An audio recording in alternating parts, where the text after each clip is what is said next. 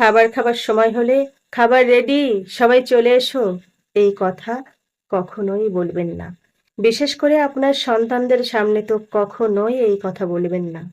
কারণ আপনার পরিবারের সদস্যরা কোনো অতিথি নয় যে আপনি খাবার রেডি করে টেবিল গুছিয়ে সবকিছু গুছিয়ে তাদের ডাকবেন।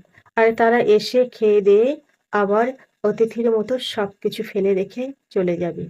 বেশিরভাগ পরিবারে মনে করা হয় খাবার গোছানো, টেবিল গোছানো, খাবার সামনে তুলে ধরা শুধুমাত্র মায়েদের কাজ। এটি একটি ভুল ধারণা। পরিবারে যেমন সবার, তেমনি খাবার রেডি করা, টেবিল রেডি করা, মাকে সাহায্য করার দায়িত্বটাও কিন্তু সবার। পরিবারের বাকিরা বাইরে থেকে আসা কোনো অতিথি নয় যে তাদের সামনে ৩ বেলা খাবার এবং জল তুলে ধরতে হবে। এমন অনেক মানুষ আছেন যে তারা জলটুকুও ঢেলে খান না। বরং ঘরের স্ত্রীর উপরে নির্ভর করেন। যেন তারা নিজের জলটুকুও ঢেলে খেতে পারেন না।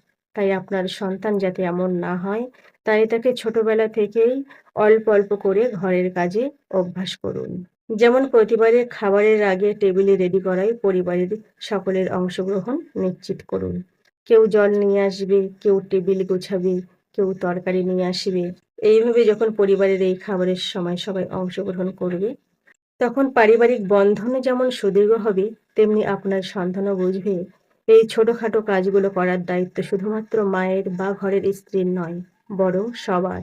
এই ছোট ছোট কাজগুলোর মাধ্যমে তারা যেমন আত্মনির্ভরশীল হবে, তেমনি ভবিষ্যতে তাদের আচরণের কারণে অন্যেরা বিরক্ত হবে না।